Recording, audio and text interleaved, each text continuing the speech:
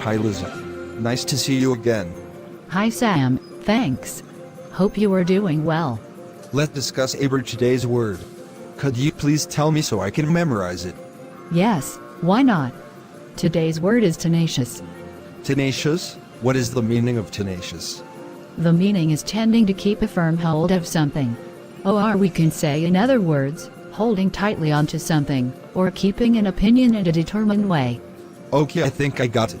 Let me explain. A tenacious person is very determined and is not willing to stop when they are trying to achieve something. Am I correct? Yes, perfect. Let me tell you some example so you can learn and remember easily. First example is, the baby took my finger in its tenacious little fist.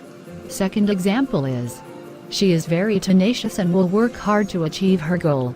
Now you tell me one use of tenacious. Let me try. Yes. It's like a person who lives for another 20 years with a terminal disease. Am I correct, Lizzie? Yes, perfect. Nice try. Okay Sam, that's all for today. See you tomorrow again with a new word. Thanks a lot, Lizzie. Bye, see you tomorrow.